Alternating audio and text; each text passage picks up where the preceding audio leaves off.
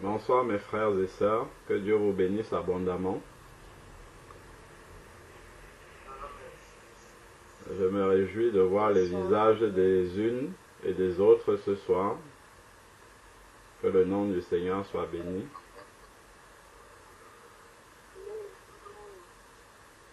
J'ai une petite question pour l'Église. Ça pourra varier selon le pays où on se trouve.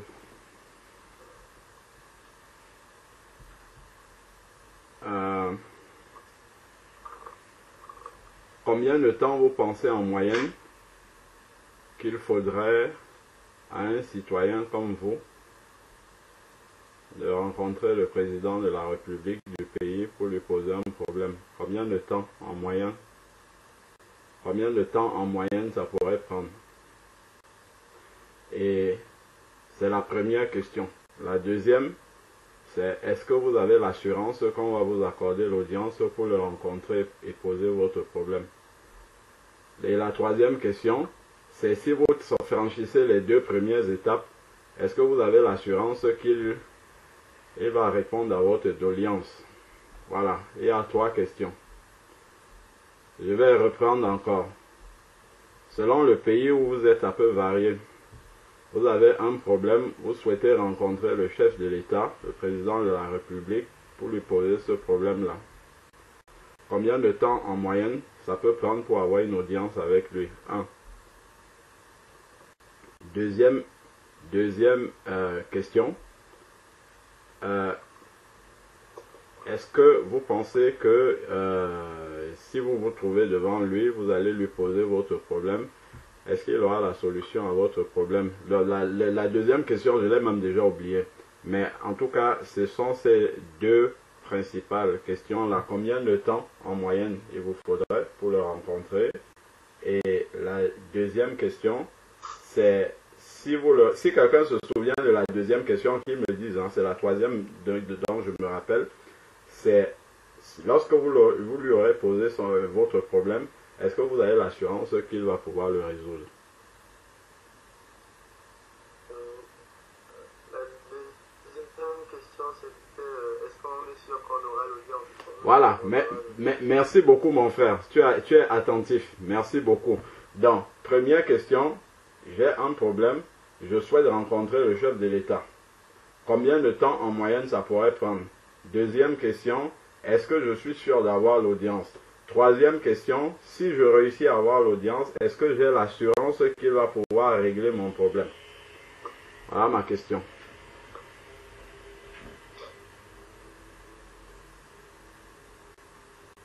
Restons juste sur cette question-là, ne réfléchissons pas plus loin que ça, c'est terre à terre, c'est une question qui est terre à terre. Ne cherchez pas les pièges là-dedans, c'est une question qui est terre à terre. Ça va nous amener sur un sujet. Je crois que chacun d'entre nous ayant l'Esprit de Dieu commence à voir déjà où je vais en venir. Mais répondons simplement à cette question-là.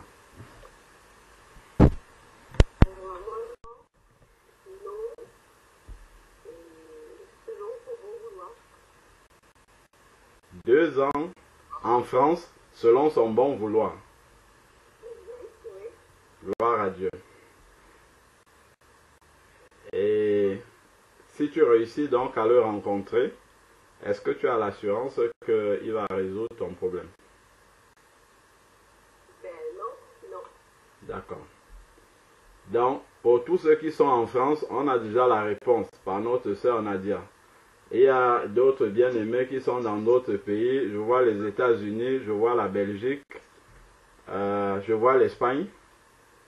Donc, il y a au moins 3 autres pays. Peut-être d'abord on peut rencontrer le chef de l'État du jour au lendemain. J'aimerais bien savoir. Dites-moi mes bien-aimés, s'il vous plaît. L'Espagne. Oui. Rencontrer soit le roi, soit le premier ministre. La durée est déterminée déjà, donc je ne suis pas sûr. Wow. Donc, ce sera pas un mois, 2 mois déterminé.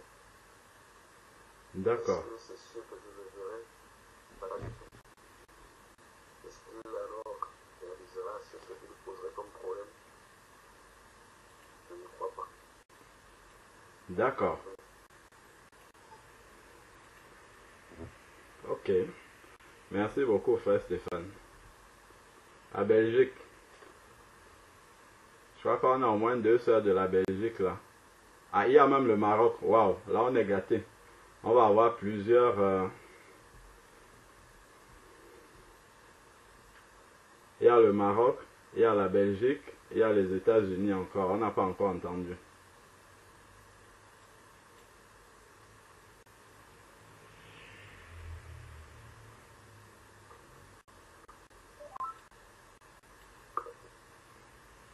Aux États-Unis, je ne suis pas trop sûre que je suis apporté dans ta doléance. Peut-être que ce que tu avances comme la cause pour laquelle doit être fondée. Et maintenant, donc, après ça, ça peut durer autant d'années. Tu peux être en train de partir, il faudrait qu'on t'écrive pour te dire voilà, tu es sur la liste de ceux qui vont le rencontrer. Donc, c'est même pas sûr que tu pourras le rencontrer. Et si en le rencontrant, il va réussir ses problèmes, bon, si c'est financier, c'est possible. Hein. S'il a accepté de te prendre, c'est que ton cas est vraiment très critique et que s'il ne t'aide pas, ça peut aller dans les news et tout ça. Donc, peut-être à cause de ça, si c'est financier, il pourra te donner quelque chose. Donc, déjà, si tu es accepté d'être reçu, ça veut dire que ton cas, c'est un peu obligé. Sinon, vis-à-vis de la politique, les médias pourront parler de cela. Donc, bon, c'est un peu cela. Donc, c'est pas vraiment sûr. Ok. Gloire à Dieu. Merci beaucoup, sœur Aline.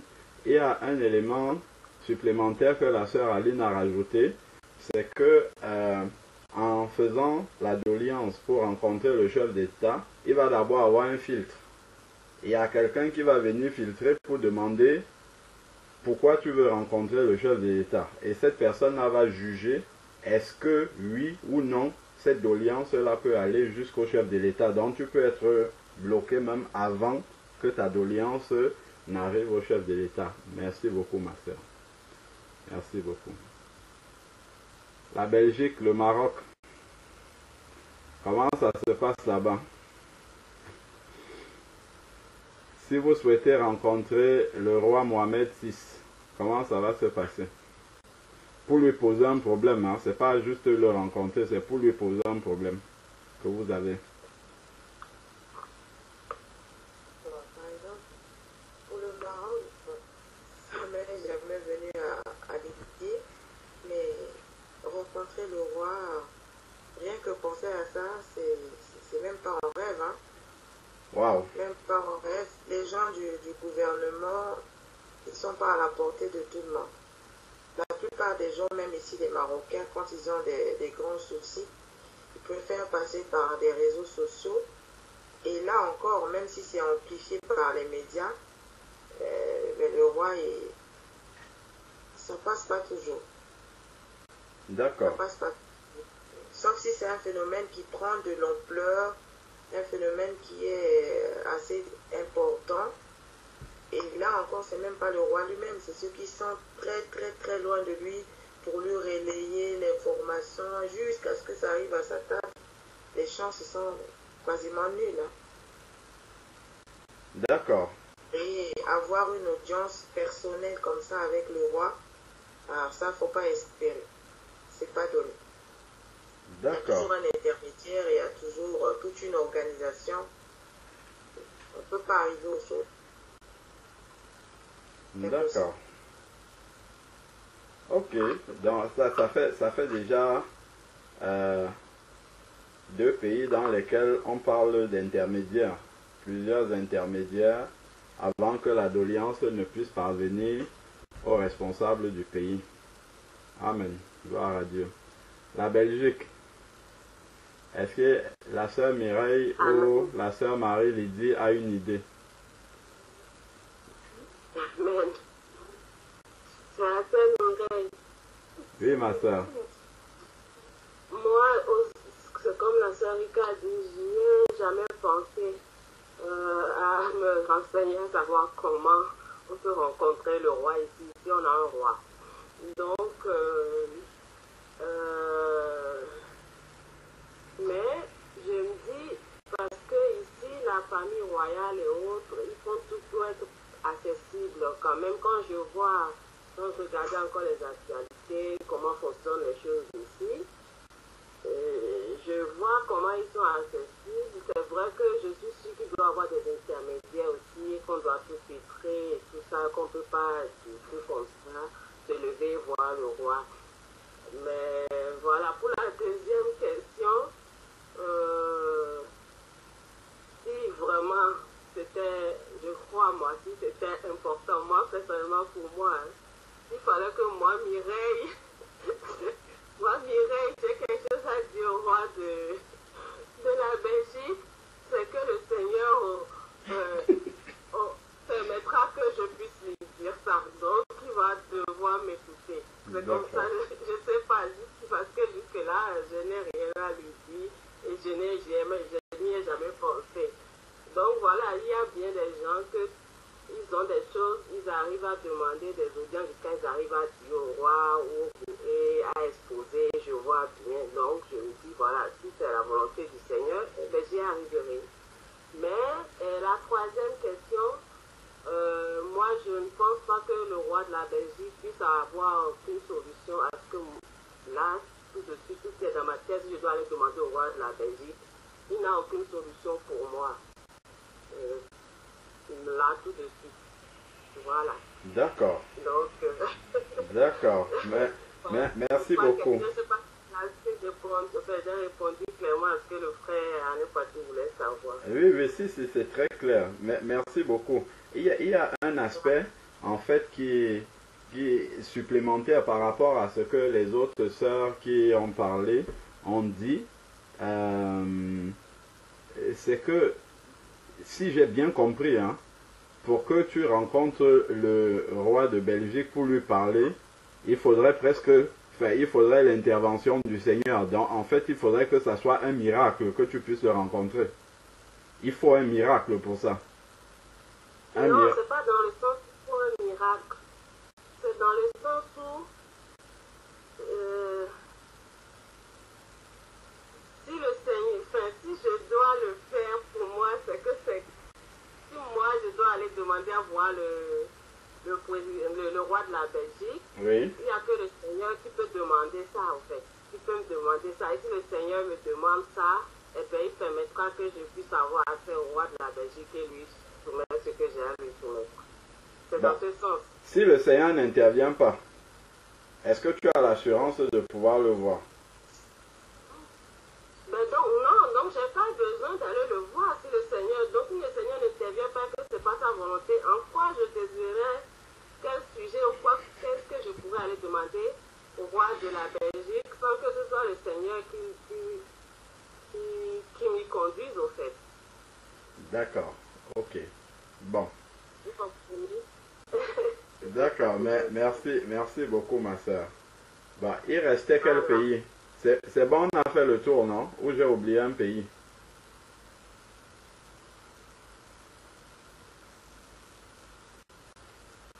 Ah, on avait même 3 sœurs de la Belgique. Il y a la sœur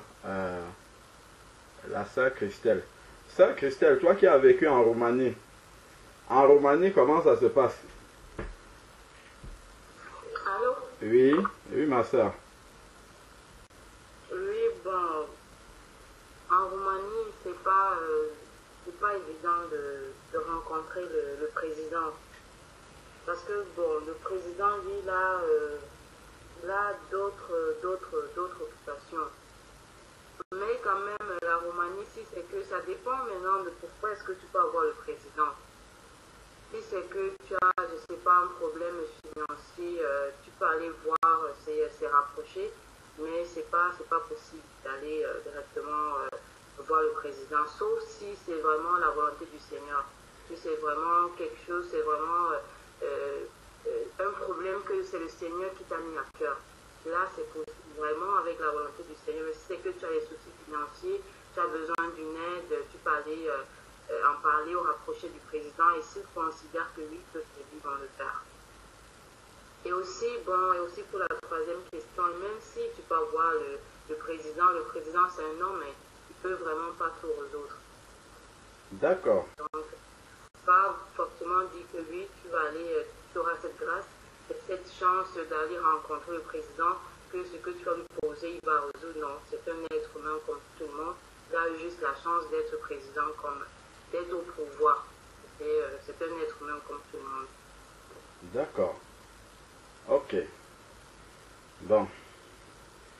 Et il y a beaucoup de constances qui reviennent par rapport justement au fait de pouvoir rencontrer les chefs d'État. Donc, il y a déjà la question du filtre.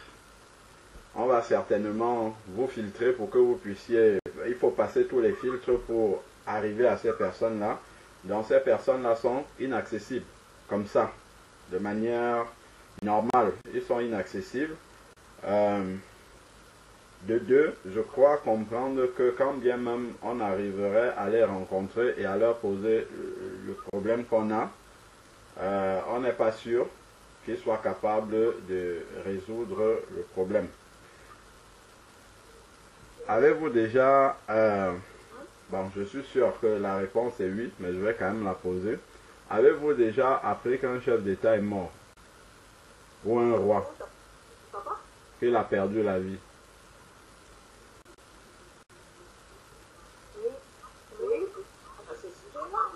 D'accord. On a vu le président du Gabon, l'ancien. On a diffusé ses obsèques à la télé. J'étais au Maroc lorsque le roi Hassan II était décédé. On a vu tout le cortège funèbre, ainsi de suite. Bon. Donc, qu'est-ce que ça veut dire?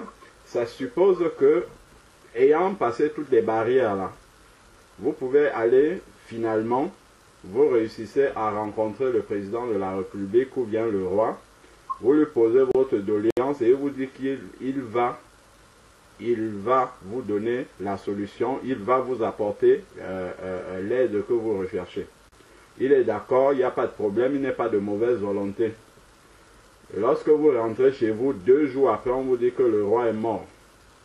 Est-ce que votre problème sera solutionné ou bien le président de la République? Ayant passé tous les filtres, ayant attendu certains 2 ans, d'autres plus, ainsi de suite, et après vous finissez par le voir, vous lui posez votre problème, il accepte de vous aider, il est prêt à vous aider, et 2 jours après, il meurt quand même. Est-ce que votre problème sera résolu? Non. Bon. La solution est partie avec sa mort. Hein?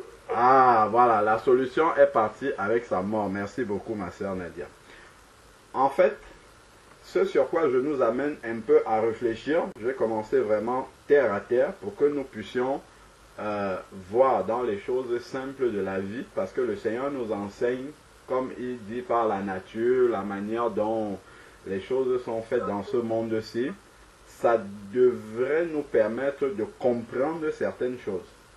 Quand on dit par exemple à quelqu'un, bon, là on a pris le cas des hommes qui sont les plus haut placés dans la société, les rois, les chefs d'État, ainsi de suite, et on a vu qu'avec eux, déjà pour les atteindre, c'est incertain. Si on réussit même à les atteindre, ce n'est pas certain qu'ils puissent avoir la solution. Même s'ils ont la solution, ce n'est pas sûr qu'ils puissent apporter la réponse à notre problème, parce qu'ils auront beau avoir la solution, ils peuvent mourir avant de vous avoir apporté la solution. Donc ce n'est pas certain qu'ils peuvent résoudre notre problème. En fait, c'est pour nous faire comprendre simplement que lorsque nous comprenons que c'est un privilège d'entrer dans la présence de Dieu sans audience, c'est gratuit, il n'y a pas de filtre, ainsi de suite, et Dieu ne va jamais mourir. Lorsqu'on lui a posé un problème, le président, on a même oublié cet aspect-là, le président peut oublier aussi. Il peut être d'accord, il accepte, il veut vous aider, mais il y a tellement de personnes qu'il a vues qu'il oublie. Alors qu'il était de bonne volonté, il oublie. Bon, Dieu ne va pas oublier. Dieu ne va jamais mourir ayant la solution. Dieu va toujours vous recevoir. Le président peut vous dire que, bon, écoute, ma journée était pleine, j'ai reçu tellement de personnes que je suis fatigué. Arrivé à votre tour, hop, on vous dit non, aujourd'hui le roi ou bien le président il est fatigué. Ça ne va jamais arriver avec le Seigneur. Il y a des créneaux horaires pour que le président de la République reçoive des personnes. On va dire par exemple, voilà, réception de je sais pas moi, de 8h à 16h. En dehors de ces horaires-là, le président ne reçoit pas, il fait autre chose. Ben, Dieu n'a pas de créneau horaire où on peut l'appeler. Vous vous levez la nuit, vous l'appelez, il va répondre. Vous venez en journée, vous parlez à Dieu, il va répondre, ainsi de suite. En fait, c'est vraiment pour que nous réalisons que lorsque nous parlons à Dieu, dans la prière, dans la louange, ainsi de suite, c'est un privilège qui, regardez déjà, si quelqu'un vous dit, moi j'avais une doléance à faire à un président de la République, voilà tout le cheminement que j'ai eu, tout ce que vous avez cité là, pour réussir à voir le président de la République et lui poser mon problème, toute cette tracasserie là, le Seigneur Jésus a détruit cela à la croix pour accéder à celui qui est au-dessus de tous les chefs d'État, au-dessus de tous les rois, pour que chacun d'entre nous, 24 heures sur 24, s'il veut parler à Dieu, qu'il puisse parler à Dieu. On n'a même pas évoqué les aspects de tenue vestimentaire. Si vous voulez aller rencontrer le chef de l'État, vous allez probablement devoir aller vous acheter un tailleur pour les femmes, un beau costard pour les hommes, ou bien une belle tenue traditionnelle. Ainsi, vous allez devoir dépenser de l'argent. C'est sûr et certain que pour rencontrer le chef de l'État, vous allez devoir dépenser de l'argent. Avec Dieu, c'est pas ça. N'importe qui, de n'importe où, peut se lever à n'importe quel moment et parler à Dieu. Donc, ça c'est vraiment, lorsque nous observons, nous comparons vraiment toutes les tracasseries, tout le cheminement qu'il y a pour rencontrer des hommes mortels pourtant et qui n'ont même pas de solution. Et que nous voyons que celui qui est au-dessus de tout cela est accessible, si nous venons à lui simplement comme ça, d'un cœur sincère, il nous reçoit immédiatement, il ne nous donne pas de délai d'attente, il nous écoute immédiatement. Nous avons l'assurance qu'il a la solution à notre problème, c'est sûr et certain que lui il a la solution. Et ça ne dépend que du moment où il va trouver favorable d'apporter cette solution-là pour nous, il va le faire pour nous aider au-delà de ce que nous lui avons demandé. Le chef de l'État, si vous venez poser un problème d'argent, vous avez un problème de 50 euros, il va vous donner 50 euros. Au mieux, s'il est généreux, il va vous donner un peu plus. Mais Dieu, en fait, il va nous donner la chose qu'on lui demande, si cela entre dans sa volonté. Et au passage de cela, il va travailler quelque chose en nous pour que nous grandissions encore davantage. Ça, nous sommes simplement en train de mettre en lumière le privilège que nous avons de pouvoir entrer dans la présence de Dieu. Si on demande à quelqu'un de prier, quand on dit même de demander à quelqu'un de prier, c'est un peu comme si on te dit, voilà, le chef d'État est là, c'est un homme mortel. Imaginez un peu, on vous dit, le chef d'État est là, viens lui parler. Il y a beaucoup de gens qui vont courir, se bousculer, se tuer pour parler à un homme qui va mourir. Mais là, on parle du Dieu vivant. Celui qui est au-dessus de tout ça, mais qui est accessible. Donc, quel privilège nous avons, quelle grâce nous devons mesurer que nous avons de pouvoir parler à Dieu à tout moment, de pouvoir venir lui poser vraiment, que ce soit des problèmes qu'on a, que ce soit venir simplement lui dire merci, que nous ayons accès comme ça, parce que les hommes de ce monde-ci, qui sont élevés en dignité, ne sont pas accessibles comme lui. Et Dieu n'était pas obligé de se rendre accessible comme ça. Il suffit de regarder dans l'Ancien Testament. Dieu n'était pas accessible comme ça. Hein. Je vous assure que si nous lisons dans Exode 20, c'est terrible. Hein? Dans Exode 20, 19 et 20, c'est terrible la présence de Dieu. Quand Dieu devait descendre, si vous lisez dans Exode 19, Dieu devait descendre dans 3 jours sur la montagne sur le mont Horeb là-bas pour donner, le mont Sinaï autant pour moi, pour donner les 10 commandements, 3 jours avant, il fallait que le peuple soit sanctifié. Qu'il lave ses vêtements, qu'aucun homme n'aille à côté d'une femme. Et il a demandé à Moïse de délimiter la montagne autour comme ça là. Que même un animal, même un chien ne s'approche pas de cette montagne là. Si le chien s'approchait ou un animal s'approchait de cette montagne là, il était foudroyé. Je ne dis pas en haut là où Dieu devait arriver, en bas, autour de la montagne. Si quelqu'un s'approchait de là, il devait être foudroyé immédiatement. Ça, c'est la présence du Dieu que nous invoquons dans la prière. Non seulement nous invoquons ce Dieu-là dans la prière, mais ce Dieu-là habite à l'intérieur de nous et nous l'amenons partout où nous allons. Donc, nous n'allons même pas seulement rencontrer le président de la République. Imaginons, il est en nous et nous l'amenons partout. Celui qui a la solution.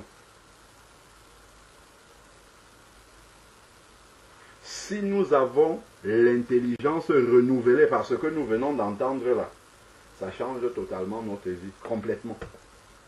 Ça change notre façon de prier. Ça change notre considération de la prière. Ça change la manière dont nous nous approchons de Dieu. Ça change la révérence, le respect. Nous mesurons davantage la grâce que nous avons de parler à Dieu. Et si nous avons cette grâce-là, combien nous n'allons pas saisir ce privilège qu'il y a à parler. Beaucoup de personnes donneraient cher pour avoir 5 minutes. Regardez seulement quand les hommes d'État font les bains de foule aux personnes.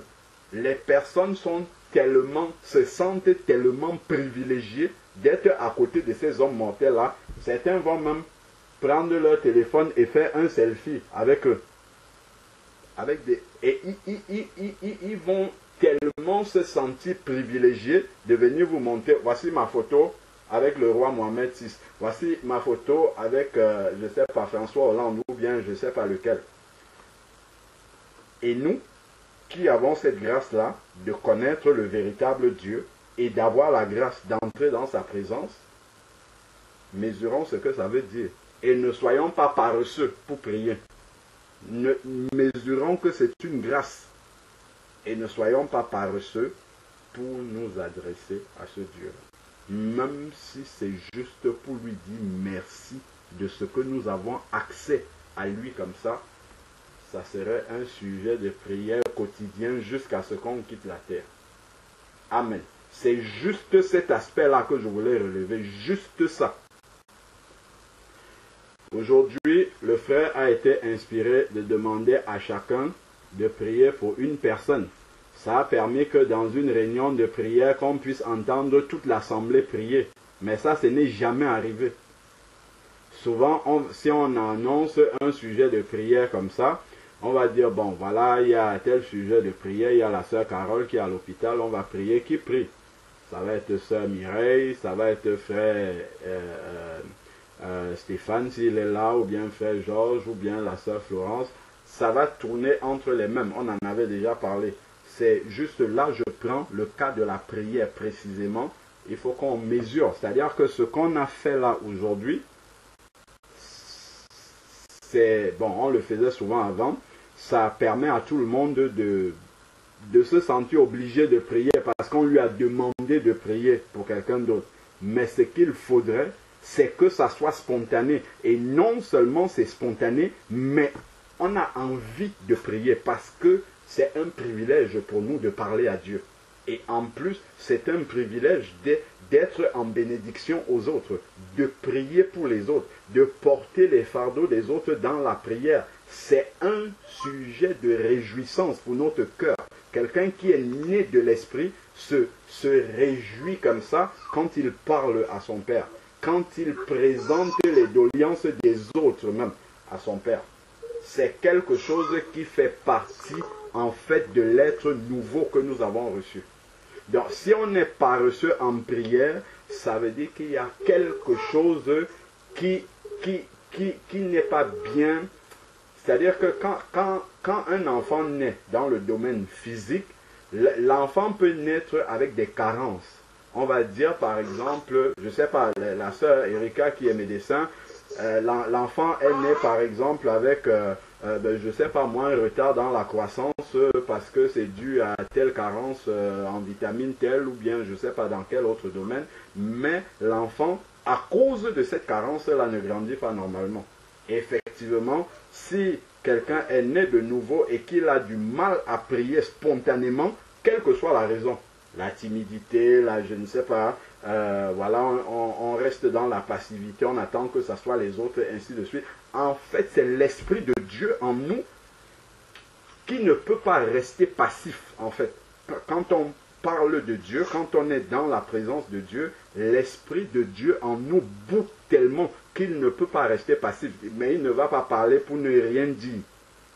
Mais l'inspiration, parce que déjà, quand on est là en assemblée, chacun prie intérieurement, déjà. Prie déjà avant, prie intérieurement pendant la réunion, et c'est ainsi qu'en priant intérieurement, Dieu l'inspire pour pouvoir édifier les autres qui sont là et qui participent à la même réunion. Donc, prenons vraiment la mesure de ce privilège que nous avons de parler à Dieu qui n'est pas faillible comme les hommes, et vraiment que cela soit spontané pour nous, autant que ce soit dans les réunions de prière comme ça, autant que ce soit dans notre vie de prière personnelle avec Dieu, à tout moment, que la prière soit vraiment une relation dynamique avec Dieu, à tout moment. Que ça soit une vie, en fait. Qu'on ait l'habitude de réaliser, en fait, que Dieu est avec nous tout le temps. Et qu'on peut lui parler à tout moment, dans toutes les situations. C'est comme ça, en fait, que un enfant de Dieu qui a vraiment intégré ça, je vous assure que même lorsque vous dormez, vous êtes dans le sommeil et que vous êtes agressé dans le sommeil, vous allez entendre quelqu'un qui est en train de dormir dire « Seigneur, Jésus !» alors qu'il est en train de dormir. Parce que le Seigneur est partie intégrante de lui. C'est-à-dire que pour les hommes scientifiques parlent de l'inconscient. Même quand il n'est pas conscient, le Seigneur Jésus-Christ est en lui, en fait. L'esprit en lui ne s'endort pas, même si son corps est endormi, les yeux sont fermés, l'esprit est réveillé. Voilà pourquoi, parce que l'esprit est réveillé, la personne qui est dans le sommeil, qui est agressée dans le sommeil, va trouver sa force, sa réponse, son soutien. C'est à Jésus qu'il va crier. Ce n'est pas à quelqu'un d'autre qu'il va crier. Et ça vient du fait qu'on a une relation intime, quotidienne, permanente avec le Seigneur. Et ça passe par la prière. Ça passe par la prière et la louange en permanence, pas seulement là, en réunion, mais c'est une vie normale de tous les instants, à tout moment. Vous pouvez être en train de, je sais pas moi, en train de faire la vaisselle là. En 2 phrases, vous passez d'une phrase normale à la louange et vous entrez pleinement dans une vraie louange conduite par l'Esprit. C'est comme ça, en fait, que la vie d'un enfant de Dieu doit être à tout moment. Vous pouvez être dans une activité normale de la vie et instantanément passer de là à un moment de prière bien profonde et bien connecté. Parce que à tout moment, vous avez la sensibilité de la présence de Dieu. C'est vraiment, en fait, sur ces aspects-là que je voulais attirer notre attention, que ce qui a été fait aujourd'hui dans la prière, que ça se passe comme ça, mais de manière spontanée, en fait. Que quelqu'un arrive là et dit, bon, moi je veux prier pour Sœur Janice. Est-ce qu'on me permet de prier pour Sœur Janice? Seigneur Dieu Tout-Puissant, je te rends grâce pour ma sœur. Spontanément comme ça, poussé par l'Esprit. Personne ne va vous dire arrête. Au contraire, moi j'ai à cœur de prier pour les églises locales de la Belgique. Allez, hop, tac, automatiquement. C'est comme ça en fait que ça doit se passer. Bien sûr, pas dans le désordre. Dans l'ordre, la Bible nous dit bien dans 1 Corinthiens chapitre 14, verset 26, lorsqu'on se réunit, l'un a-t-il un cantique, l'un a-t-il une interprétation, une langue, ainsi de suite, que tout se fasse pour l'édification. Donc, je veux édifier mes frères par ma prière. Les autres écoutent ma prière et quand ils disent Amen, en fait, c'est un signe qu'ils sont édifiés par ce qu'ils ont entendu de leurs oreilles.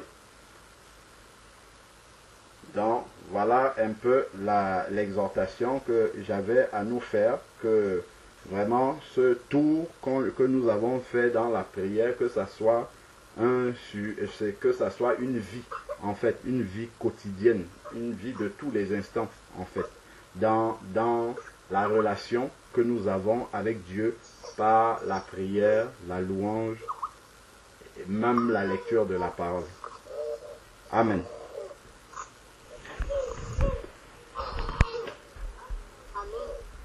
Amen. Jésus, avec un paralytique qui m'est venu en tête, dans Marc chapitre 2. Et par la suite, après l'exhortation du frère, la sœur Janice a chanté sur l'amour, en fait.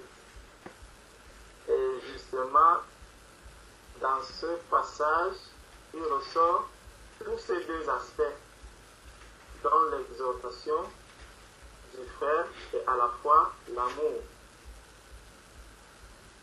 Et il y a certains versets que la sœur Janice a sortis,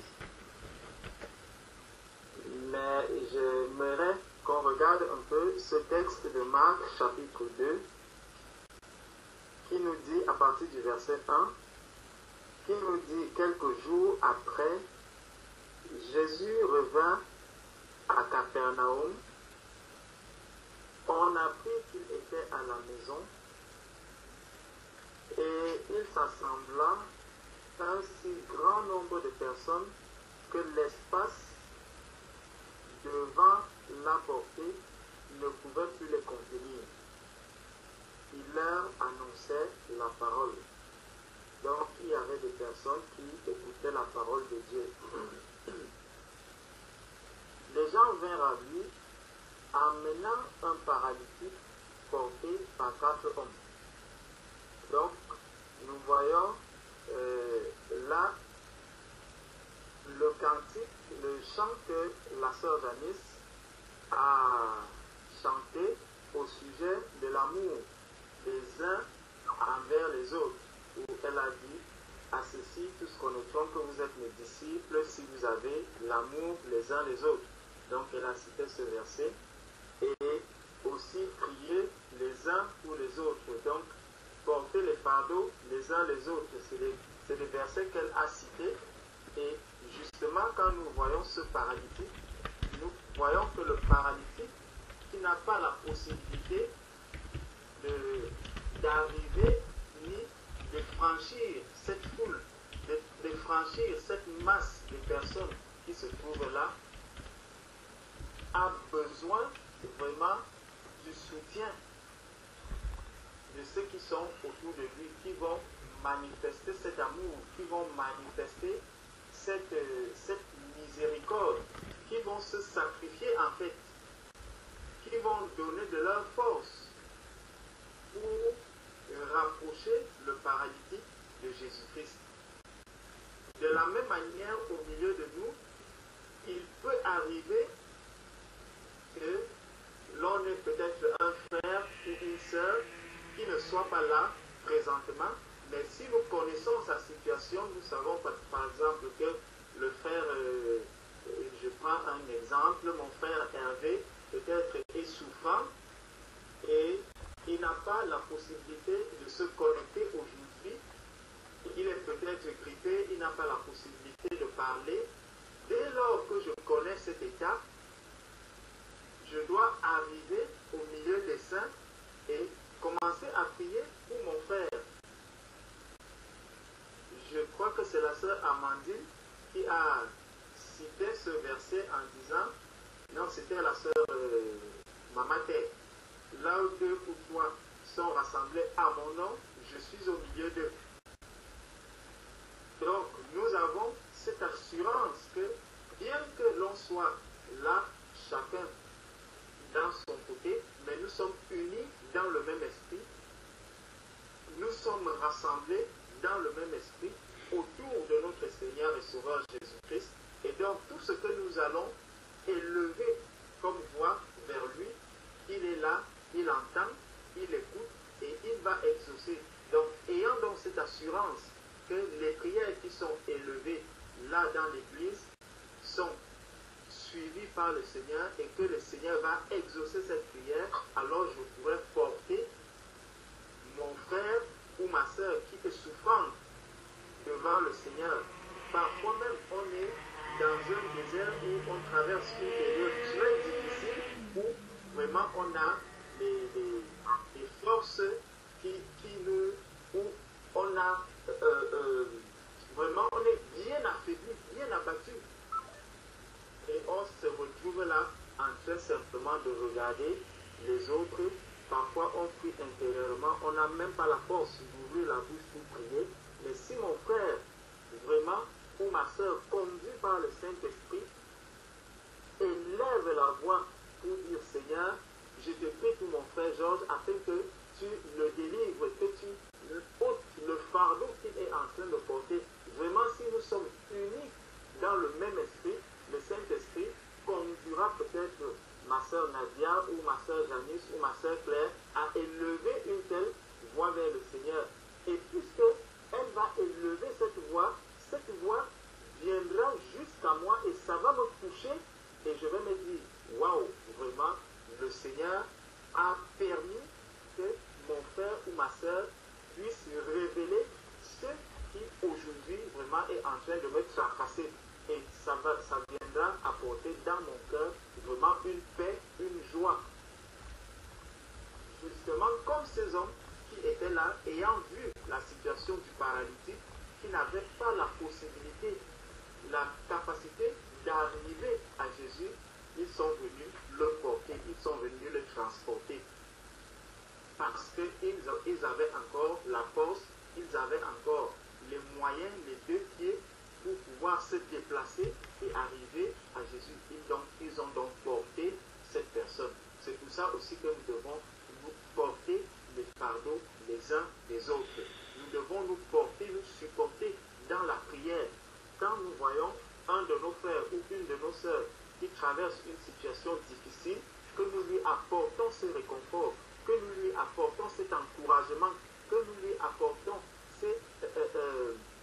ces paroles de consolation. Et la personne vraiment va se retrouver fortifiée, elle va se retrouver vraiment encouragée à passer le cap. Sa foi va vraiment être affermie par ce que nous allons lui apporter comme encouragement ou comme parole d'exhortation ou parole de consolation. Donc ici, au verset 3, on nous dit que les gens vinrent à lui amener un paralytique porté par 4 hommes. Comme ils ne pouvaient l'aborder à cause de la foule, ils découvrirent le toit de la maison où il était. Et ils descendirent par cette ouverture le lit sur lequel le paralytique était couché.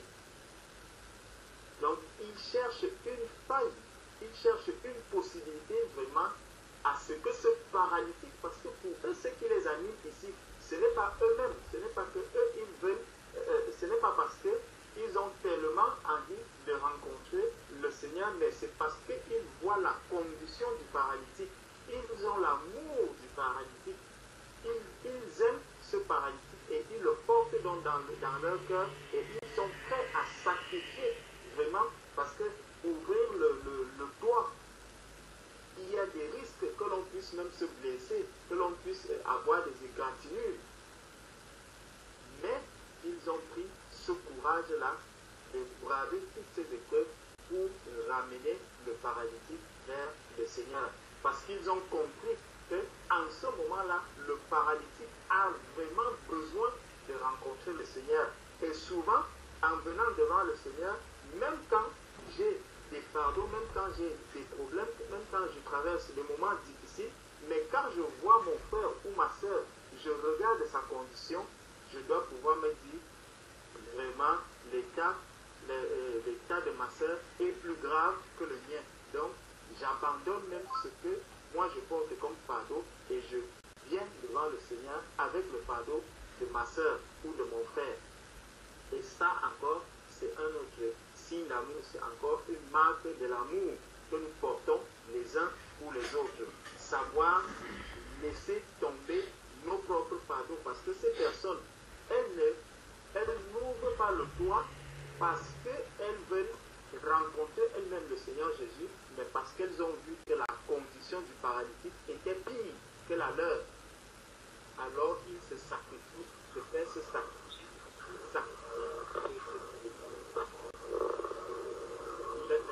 Ce qu'eux voulaient apporter au Seigneur, mais ils viennent avec le paralytique, ils viennent présenter au Seigneur le paralytique qui est dans un état vraiment plus grave. Donc on nous dit, et il descendit par cette ouverture le lit sur lequel le paralytique était couché. Jésus, voyant leur foi, dit au paralytique, mon enfant, tes péchés pardonnés. Donc, la foi des personnes qui ont amené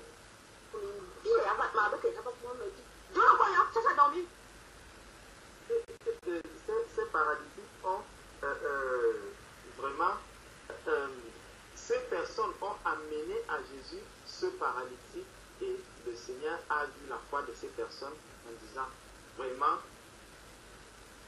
tes péchés te sont pardonnés. Et on nous dit, il y avait là quelques qui étaient assis et qui se disaient au-dedans d'eux, comment cet homme parle-t-il ainsi, il blasphème, il peut pardonner les péchés. Jésus ayant aussitôt connu par son esprit ce qu'il pensait au-dedans de leur dit, pourquoi avez-vous de telles pensées dans vos cœurs? Donc, nous voyons que vraiment, le fait de venir au Seigneur, et on peut encore voir pour appuyer encore ce que le frère disait dans Luc 18 concernant le juge unique. Le Seigneur va dire à combien il faut. Allons un peu.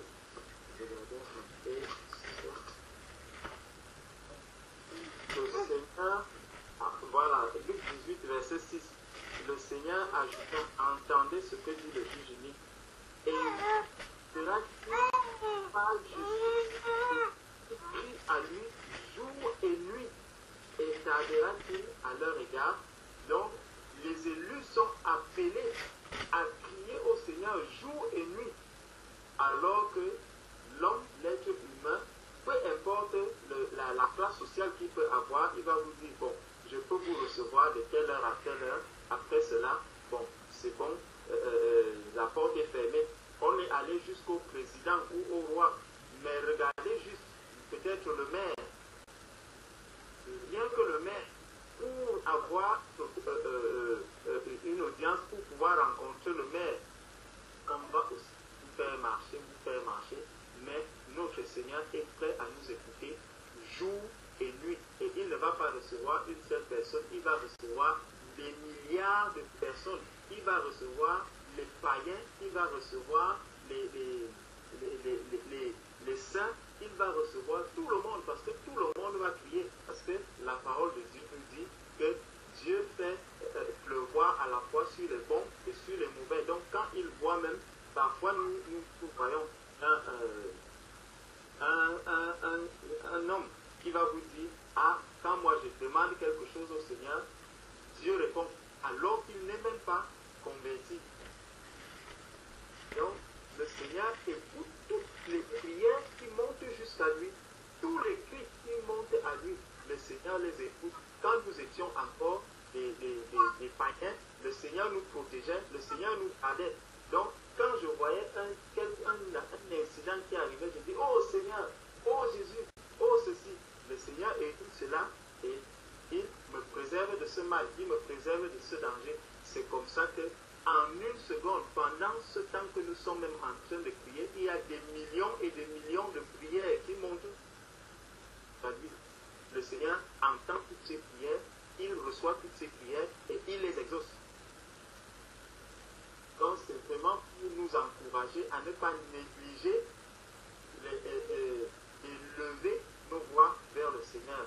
Nous devons élever nos voix 24 sur 24 au besoin minute par minute, seconde après seconde, être toujours dans la louange, dans l'adoration, dans la prière. C'est pour ça que le Seigneur va prier sans cesse. Même si je prie 10 fois, 20 fois pour mon frère en une journée, ce n'est pas grave.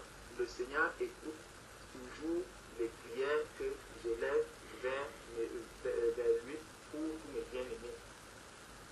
Donc c'est vraiment ce qui m'est venu à cœur lorsque les deux personnes dont le frère a donné l'exhortation et la sœur a entonné ce chant sur l'amour. C'est ce qui m'est venu à cœur. Amen. Amen. Donc, si je peux, il y a quelque chose qui a attiré mon attention que je voulais relever dans un verset que le frère Georges lisait là dans Marc chapitre 2. Donc, si on peut revenir un peu dessus, il y a souvent des petites expressions, des petits mots qui sont là glissés comme ça dans la Bible. On peut passer vite sans regarder, sans faire attention à cela. Regardons au verset 3 et 4. Il est écrit: on vint lui amener un paralytique porté par 4 hommes. Donc, le Saint-Esprit a conduit notre frère à nous exhorter, nous éclairer sur le fait de porter les fardeaux des autres. Porter un frère, une sœur qui est faible. Porter un frère, une sœur qui a un fardeau. Porter son fardeau avec lui. Faire corps, prendre le problème de mon frère, de ma sœur comme étant le mien. Et de porter cela avec lui. Parce que le paralytique qui est porté, lui, il est allégé en fait de son fardeau. Et nous, par nos prières, effectivement, et il ne le portait pas pour l'amener à n'importe quel endroit, il l'amenait à Jésus. Donc, en fait, c'est le fardeau de notre frère, de notre sœur que nous amenons devant le Seigneur. Maintenant, en amenant ce fardeau-là, là où mon attention a été retenue, regardez ce qui est écrit. Donc, on vint lui amener un paralytique porté par 4 hommes. Comme ils ne pouvaient pas le lui présenter, ils vont amener le fardeau à Jésus. Pourquoi ils ne pouvaient pas le lui présenter? À cause de la foule. Ils auraient pu voir la foule et se décourager et de dire, bon, il y a trop de monde qui veut voir Jésus. Bon, on va laisser tomber. On ne pourra pas le voir. Mais on voit qu'ils ont persévéré. Ils ne se sont pas découragés devant la foule. Ils découvrirent le toit au-dessus de l'endroit où se tenait Jésus. C'est quoi la foule? Parfois, tu vas vouloir porter le fardeau de ton frère, de ta soeur, que ce soit dans la prière. Oh non, je suis trop fatigué. C'est la foule. Oh non, j'ai mes devoirs à faire ce soir, demain j'ai examen, j'ai trop de choses à faire. Je n'ai même pas 2 minutes à donner dans la prière pour faire Georges, c'est la foule. Je sais pas, il y a tellement, j'ai moi-même déjà tellement de problèmes que je ne vais pas en plus aller prendre ceux de frère Georges et rajouter, c'est la foule. Je n'ai déjà pas de temps pour moi-même, il faut encore que je prenne le temps pour parler à sœur Maria, l'appeler pour l'exhorter un peu parce qu'elle traverse des périodes difficiles. C'est encore la foule, le temps, le manque de temps. Voilà, mes propres problèmes. Il y a tellement, je peux laisser chacun d'entre nous, ici, là, nous citer ce qu'on peut mettre derrière la foule, là, qui va nous empêcher, qui va être une pesanteur pour ne pas porter les fardeaux les uns les autres. on aura toujours, ce sont les excuses en fait. Et quand on parle de porter les fardeaux, ce n'est pas que dans la prière. Je prends le cas par exemple, on avait une sœur qui déménageait. Si je n'ai pas pu me libérer ce jour-là pour venir porter le fardeau de ma sœur avec elle, c'est que quelque part il y a une foule qui est là. Il faut que je demande à Dieu de me révéler quelle est cette foule-là qui m'empêche de porter le fardeau de mon frère et de ma sœur. Donc, il y a une révélation derrière la foule-là. Il y a même un sujet de prière derrière la foule-là qui empêche effectivement que l'Église soit à 100%.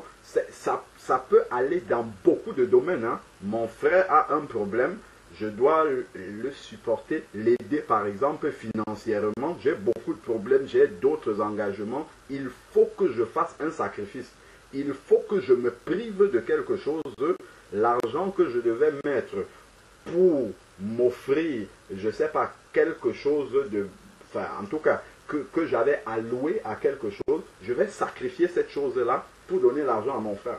Parce que j'estime que en portant son fardeau, c'est plus, je peux supporter le mien, je peux supporter de ne pas avoir la chose à laquelle j'avais destiné cet argent. Je vais me sacrifier de ne pas bénéficier de cette chose que je voulais acheter avec l'argent pour donner cet argent-là à mon frère.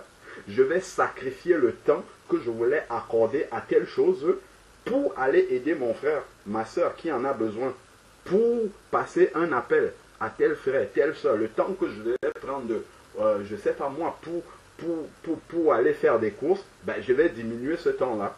Au lieu de faire 30 minutes de course, je vais faire 15 minutes de course et puis les 15 autres minutes, ben, je vais passer dire bonjour à telle soeur, je vais appeler tel frère, ainsi de suite. La foule. Donc, si on n'est pas conscient de ça, il y a beaucoup de... La foule là, en fait, va nous empêcher d'amener les fardeaux des nôtres jusqu'à Jésus. On peut même avoir l'intention. On peut être bien intentionné de faire quelque chose, mais on ne va pas aller jusqu'au bout. On peut y avoir pensé. J'ai pensé à envoyer un message à sœur Janice pour savoir comment elle va. Mais le train-train quotidien m'a pris, j'ai oublié. C'est une foule à laquelle je dois faire attention. Il ne faudrait pas que je me laisse engrainer par ça et que finalement, ce qui était peut-être un petit accident devienne une habitude, une manière d'être. Oh, bah, frère, moi, je suis tellement absorbé par mon quotidien que je n'ai même pas le temps de donner des nouvelles. Non, c'est une foule, c'est une fausse excuse. C'est quelque chose qui doit être travaillé. Qu'on enlève, c'est ce qu'eux ils ont fait. Hein. Ils n'ont pas été découragés par la foule. Ils ont bravé la foule. Ils ont trouvé une solution pour que la foule ne soit pas un obstacle pour arriver jusqu'à Jésus avec ce paralytique. Pour arriver jusqu'à la volonté de Dieu, c'est-à-dire pour porter le fardeau du frère, de la sœur, jusqu'à ce que le cœur de Jésus soit réjoui. C'est ça. Jusqu'à ce que on ressente vraiment que là, on a amené ce fardeau-là jusque devant le Seigneur. Peu importe les difficultés qu'il y a, peu importe, et il y aura toujours des difficultés. Il y aura toujours, et le Seigneur laisse qu'il y ait cette foule-là. Est-ce que le Seigneur ne savait pas qu'il y a des gens qui cherchent à le voir? Le Seigneur est omniscient. Il sait toutes choses. Il savait que ce paralytique-là avait envie de le voir. Le Seigneur le savait. Et il savait aussi que la foule devait l'empêcher. Mais le Seigneur a laissé. Le Seigneur n'a pas enlevé cette foule-là. Le Seigneur a laissé cette foule-là pour éprouver la foi, non pas du paralytique, parce que le paralytique ne pouvait rien faire, mais la foi de ceux qui portaient son fardeau. Le Seigneur a éprouvé leur foi. Et leur foi s'est révélée une foi solide. Si le Seigneur te voit insister dans la prière pour un frère, le fardeau d'un frère, d'une sœur, le Seigneur va finir par t'écouter. Ce n'est pas qu'il n'écoutait pas déjà. Il peut voir si tu lances juste une prière comme ça ou si réellement ce fardeau-là, ça te tient à cœur. Le temps que tu passes, que tu viens devant le Seigneur avec ce fardeau-là. C'est important en fait de discerner ce qu'il y a derrière la foule et de demander au Seigneur de nous révéler pour chacun d'entre nous la foule qu'il y a qui nous empêche de porter véritablement les fardeaux les uns des autres comme le Seigneur le veut, jusqu'à ce que ça parvienne au Seigneur, jusqu'à ce que ça réjouisse le cœur du Seigneur. Donc, la foule était là comme étant un obstacle, mais ils ont bravé cet obstacle-là par quoi? La foi. Par la foi. La Bible nous dit bien dans Éphésiens chapitre 6 verset 15 ou 18 là-bas que en fait prenez le bouclier de la foi qui peut éteindre tous les traits enflammés de l'ennemi sans aucune exception. C'est Éphésiens chapitre 6 verset 16. Prenez en toute circonstance le bouclier de la foi avec lequel vous pourrez éteindre pas certains traits enflammés du malin, mais tous les traits enflammés du malin. Cette foule-là peut être mise aussi là par le malin.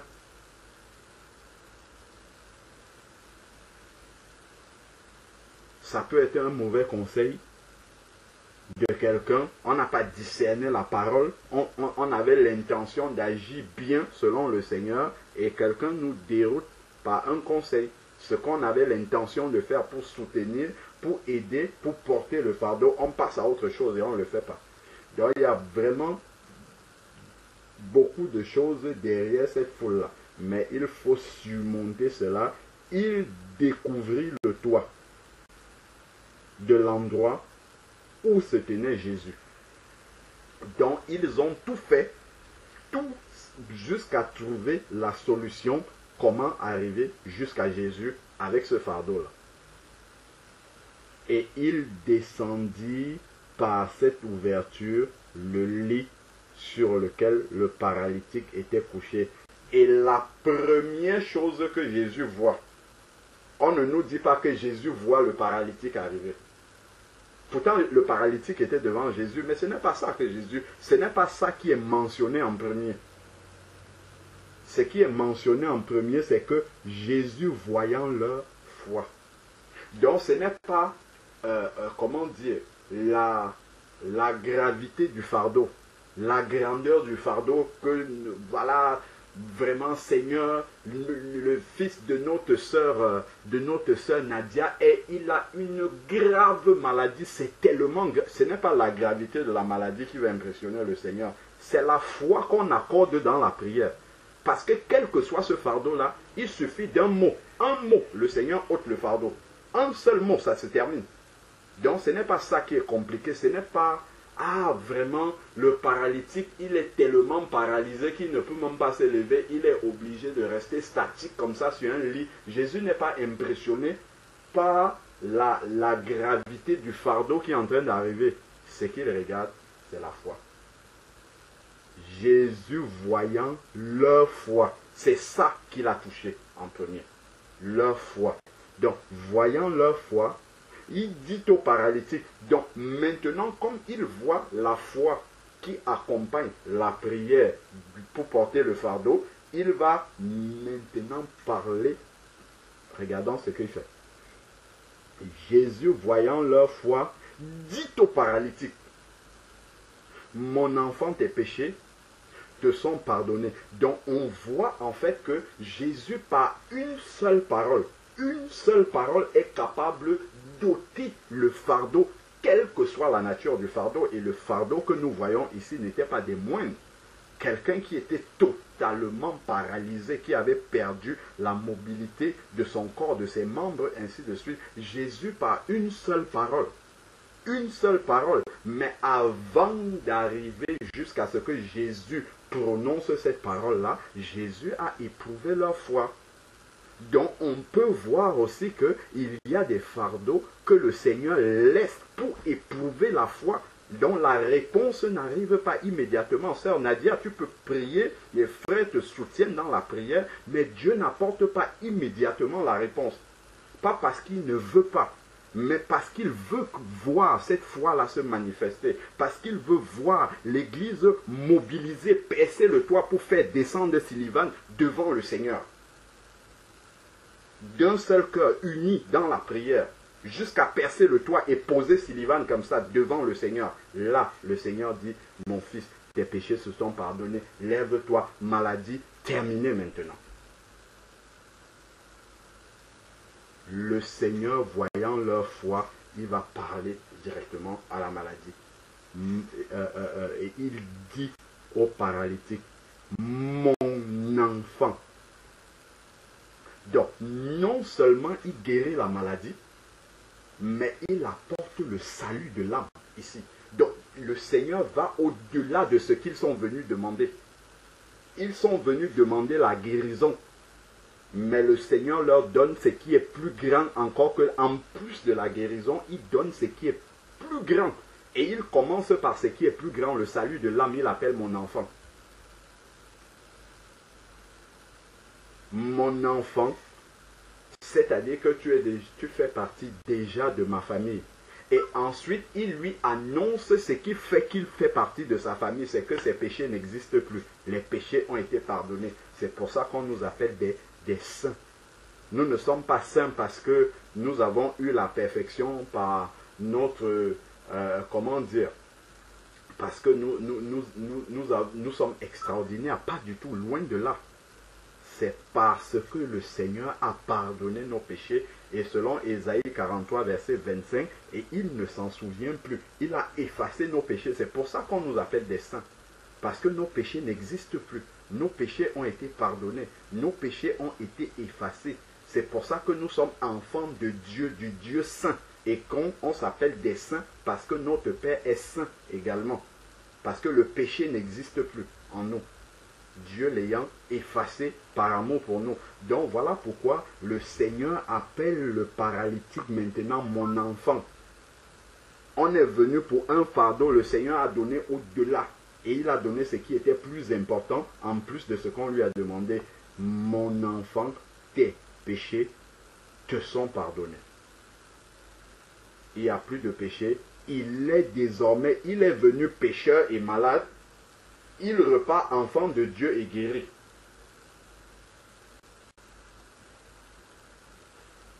Ils étaient venus juste pour la maladie.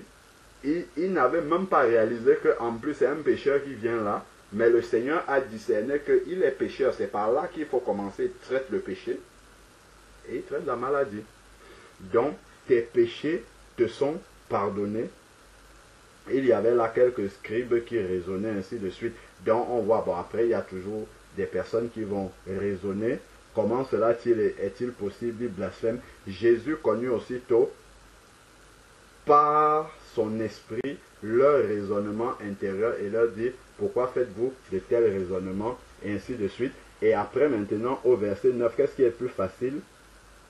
Qu'est-ce qui est le plus facile de dire au paralytique, tes péchés te sont pardonnés, ou lève-toi, prends ton lit et marche. Voilà les deux. Il a dit, tes péchés te sont pardonnés, lève-toi ensuite. Il a commencé par le salut de l'âme, et ensuite, il est passé à la guérison du corps. Or, afin que vous sachiez que le Fils de l'homme a le pouvoir de pardonner les péchés sur la terre, je t'ordonne, je te l'ordonne, dit-il au paralytique, lève-toi, prends ton lit et va dans ta maison.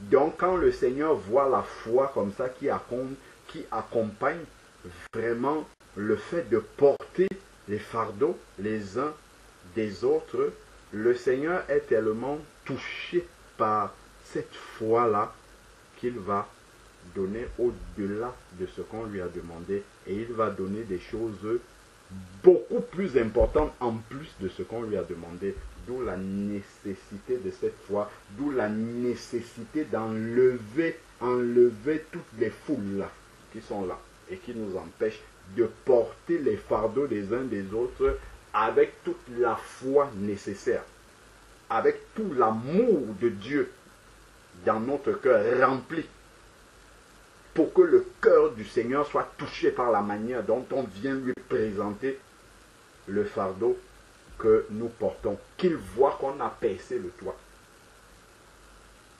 pour atteindre le Seigneur, qu'on est allé au-delà, on ne s'est pas laissé influencer par la foule qui était devant nous. Parce qu'on y tenait. C'était vraiment profond dans notre cœur. On a pris le fardeau comme étant le nôtre. Et regardons le verset 12. Et à l'instant, il se leva, prit son lit, sortit en présence de tous. On voit vraiment que c'est une parole du Seigneur. Prends ton lit et va dans ta maison. Une seule parole du Seigneur, quel que soit le fardeau qui est là.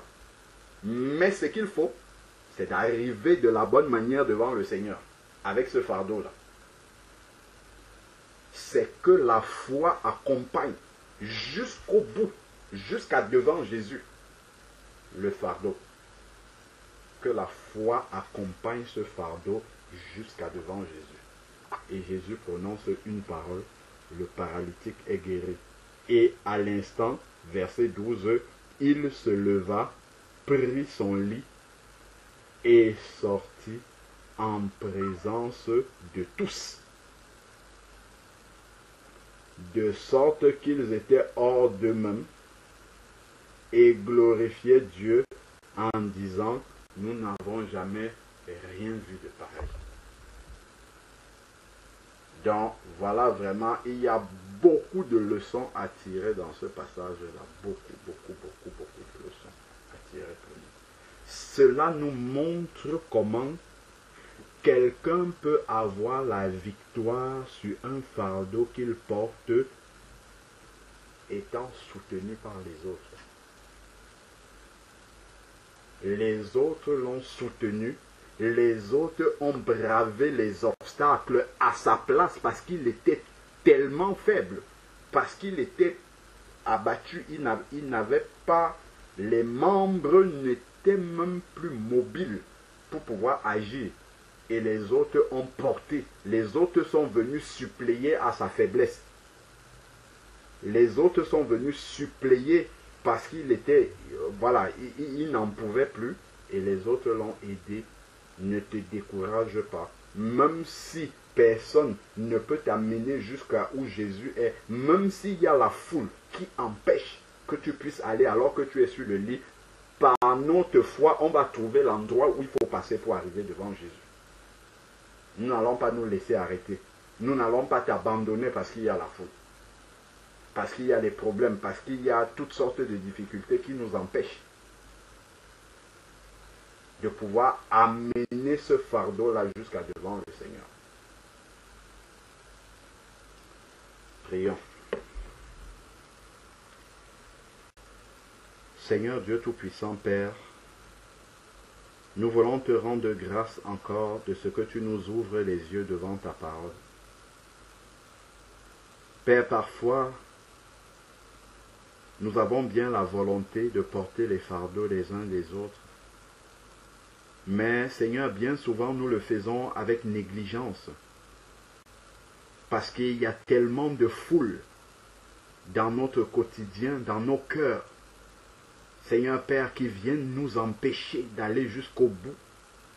Père, lorsque nous voyons ces foules, nous laissons tomber, nous abandonnons, nous faisons le travail à moitié, nous portons les fardeaux à moitié, souvent en parole seulement, Seigneur Père. Et il n'y a rien derrière après qui suit. Père, nous voulons te demander pardon pour tout cela. Aide-nous vraiment à être un les uns pour les autres. Aide-nous vraiment, Seigneur Père, à pouvoir porter les fardeaux sincèrement de tout notre cœur, Seigneur Père, les uns pour les autres. Donne-nous, Seigneur Père, d'être prêts à braver les obstacles, toutes ces foules qui viennent nous empêcher, Seigneur Dieu Tout-Puissant, d'amener jusqu'à toi les fardeaux de nos frères, de nos sœurs. Père, viens nous aider vraiment à avoir cet esprit de sacrifice, comme ces personnes qui étaient prêtes à se blesser, qui sont allées percer le toit d'une maison avec toutes les représailles que cela peut avoir de la part du propriétaire de cette maison. Père, mais ils n'ont pas vu tout cela. Ils étaient animés par l'amour de cette personne qui était en souffrance sur ce lit et qui avait perdu la mobilité de ses membres. Père, donne-nous d'avoir cette sensibilité-là, de porter les fardeaux véritablement. Père, donne-nous de ne pas soupçonner le mal chez les autres, Seigneur Père. Donne-nous d'aller, de montrer vraiment cet amour profond les uns pour les autres, Seigneur Père. Donne-nous de montrer aux autres ce qu'ils ne nous montrent pas, Seigneur Père éternel. Donne-nous de ne pas attendre que les autres fassent d'abord pour nous, afin que nous leur rendions également l'appareil. Donne-nous de faire sans attendre le retour, car toute récompense nous vient de toi, Seigneur Père. Donne-nous de ne pas faire en murmurant. Donne-nous de faire en nous réjouissant, Seigneur Père. Même si, Seigneur Dieu, cet amour nous est rendu par l'indifférence, nous est rendu par la calomnie, nous est rendu par toutes sortes de choses. Père, donne que cela ne constitue pas une foule pour nous empêcher de continuer, Seigneur Père, à porter les fardeaux des uns des autres. Père, je veux te prier pour mes frères, pour mes sœurs, pour moi-même. Seigneur Dieu, si en voulant faire une bonne action pour porter un fardeau, nous avons été découragés d'une quelconque façon, Seigneur Père, si nous avons eu un mauvais retour et que cela nous a refroidis, Seigneur Père éternel, je te prie de venir ôter cela dans notre cœur au nom de Jésus, qu'aucune foule, Seigneur Père, ne vienne nous empêcher de porter les fardeaux les uns les autres, de se sacrifier les uns pour les autres, Seigneur Père, pour que nous voyions ta gloire se manifester dans la vie de nos frères, de nos sœurs, Seigneur Père. Car lorsque un membre du corps est dans la joie, ta parole nous dit que tous les autres sont dans la joie. Lorsque un membre souffre, tous souffrent. Père, nous venons encore d'un cœur uni te présenter le fardeau de notre sœur Nadia. Père, étends ta main encore sur Sullivan. Seigneur Père, touche cet enfant au nom de Jésus. Que cette maladie soit ôtée de sa vie, Seigneur Père. Que toutes ses cellules soient renouvelées de la tête aux pieds, Seigneur Père. Renouvelle complètement son cerveau au nom de Jésus. Père, l'Église toute unie, ensemble d'un seul cœur, d'une seule voix. Père, te demande d'intervenir, Seigneur Père. Glorifie ton saint nom dans la vie de cet enfant. Seigneur Père, manifeste un miracle, Seigneur Père. Que cela puisse être visible, Seigneur Père. Nous t'attendons, Seigneur Dieu Tout-Puissant. Dis un seul mot, comme tu as dit pour ce paralytique. Lève-toi, prends ton lit et va. Seigneur Père, parle dans la vie de notre fils, de notre frère, Sullivan, Seigneur Père, afin qu'il puisse être délivré de cette maladie, Père, et que son Père puisse témoigner de ta gloire, de ta main, Seigneur Père, dans la vie de son fils, et qu'il se tourne vers toi, au nom de Jésus-Christ. Père, nous voulons te prier pour David.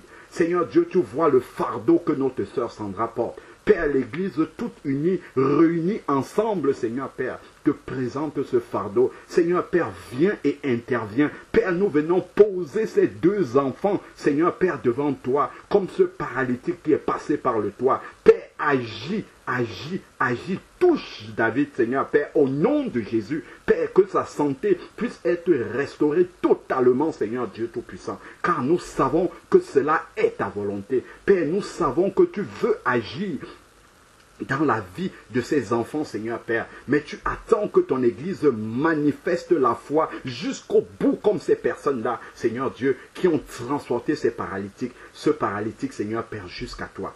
Père, nous voulons percer ce toit. Père, si nous n'avons pas encore percé, montre-nous de quelle manière, Seigneur Père, nous pouvons percer le toit pour que ces enfants-là arrivent devant toi et que tu prononces une parole dans leur vie. Seigneur Père, nous te rendons grâce. Nous te disons merci parce que tu ouvres nos yeux, parce que tu fais grâce encore, Seigneur Père, dans la vie de ces enfants. Seigneur Père, je ne sais pas les autres fardeaux que mes frères et sœurs portent dans leur cœur, Seigneur Père, mais que maintenant, Seigneur Dieu, tu viennes dans les cœurs pour ôter les fardeaux dans les vies, Seigneur Père, au nom de Jésus. S'il y a quelques fardeaux qui viennent affaiblir mon frère, ma soeur, dans sa vie de prière, dans sa communion avec toi, parce qu'il est abattu, Seigneur Dieu, par ce fardeau, Père, je te prie de le relever, de lui donner, Seigneur Père, encore de la force pour continuer à cheminer avec toi, Seigneur Dieu Tout-Puissant. Que ses yeux restent fixés sur toi, Seigneur Père, et qu'il sache dans son cœur, Père, qu'une parole viendra de ta part. Car, Seigneur Dieu, c'est la foi que tu veux que nous manifestions. Père, viens encore au secours de notre foi. Viens encore travailler notre foi, Seigneur Père. Afin que par cette foi, Seigneur Dieu Tout-Puissant, nous puissions dire à la montagne, ôte-toi et jette-toi dans la mer. et qu'elle obéisse, Seigneur Dieu Tout-Puissant. Père, par l'amour que tu mets dans nos cœurs, les uns pour les autres, Seigneur Dieu, aide-nous à porter véritablement les fardeaux les uns des autres. Père, nous te bénissons encore et que toute la gloire te revienne au nom de Jésus-Christ, Seigneur Père. Donne-nous que profondément, Seigneur Père, que ce message, cette exhortation, cet enseignement soit planté dans nos cœurs pendant tout notre pèlerinage terrestre, car tu as dit dans ta parole que c'est à l'amour qu'ils ont les uns pour les autres que l'on reconnaîtra qu'ils sont véritablement mes disciples, Seigneur Père. Que toute la gloire te revienne au nom de Jésus-Christ. Amen.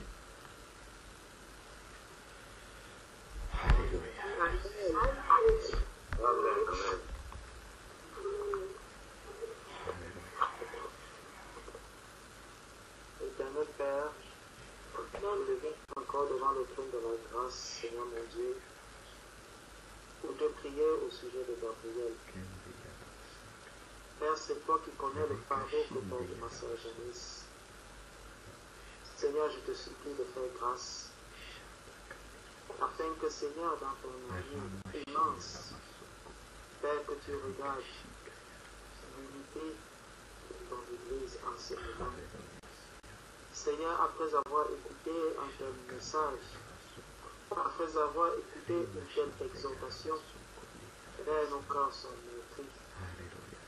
Et nous nous voyons, Seigneur, tellement petits devant l'œuvre que tu attends de chacun de nous. Nous nous voyons indignes, Seigneur mon Dieu, face à notre devoir qui est celui de lever vers toi, Seigneur, nos bien-aimés, qui sont dans la souffrance, qui sont malades, qui sont paralysés, qui n'arrivent plus, Seigneur, à se mouvoir, qui ont perdu la joie, le sourire, la parole, et qui nous regardent, Seigneur, et nous sommes indifférents. Seigneur, parfois, nous sommes absorbés par la foule, par tout ce que nous avons dans le quotidien. Père, tout cela nous absorbe. Aujourd'hui, tu viens nous faire comprendre que nous devons braver cette foule, que nous devons percer le doigt, Seigneur mon Dieu, avec notre foi, pour parvenir jusqu'à toi. Seigneur, c'est pour cela que l'Église toute entière vient encore devant toi, te demander vraiment pardon, Seigneur mon Dieu. Père, pour toutes les fois où, parce que je n'ai pas pu braver cette foule, Père, je me suis laissé décourager. Je me suis laissé abandonner, Seigneur. J'ai lavé les mains. Père, je sais que ce n'est pas ce que tu attends de moi. Et je te demande pardon. Seigneur, je te prie, afin de venir encore nous fortifier davantage. Seigneur, afin que nous ne regardons pas cette foule, afin que nos yeux soient fermés sur l'état de la foule, sur la densité de la foule, sur le nombre de personnes qu'il y a dans cette foule. Mais Père, que nous oublions même tout cela pour regarder, Seigneur, ce que toi tu peux accomplir dans la souffrance de notre bien-aimé, de notre frère et de notre sœur. Père, je me joins encore à tous mes bien-aimés pour revenir avec Sullivan devant toi. Amen, Seigneur. Seigneur Père éternel, tu es Dieu. Amen, Seigneur. Tu es celui qui dit et la chose s'accomplit. Tu es celui qui dit au paralytique, lève-toi et marche. Tes péchés te sont pardonnés. Et le paralytique se lève. Tu es celui qui est capable de dire, Sullivan, que tes yeux redeviennent normaux et ces yeux-là se remettent en place. Amen, tu es celui qui est capable de restaurer son cerveau entièrement au nom de Jésus-Christ. Père, que ce cerveau soit restauré. Alléluia. Nous supplions. Ô Père éternel, voici ton Église. Père, après avoir entendu ce message, Alléluia. nous savons que tu veux agir. Et ce n'est pas pour rien, Seigneur, que tu as apporté ce message. Alléluia, Seigneur Jésus. Père, ton Église est dans la souffrance. Amen, Nous souffrons, Seigneur, quand nous voyons cet enfant Alléluia, Sullivan. Seigneur. Père, c'est pour cela que nous te prions maintenant. Seigneur Dieu, de restaurer toutes choses dans la vie de cet enfant, au nom de Jésus-Christ. Oh Père éternel, que ce paralytique puisse se lever et que ceux qui sont au bout soient dans l'étonnement. Père, merci, parce que nous savons que tu es le Dieu qui parle, tu es le Dieu qui agit, tu es le Dieu qui se manifeste. Manifeste-toi,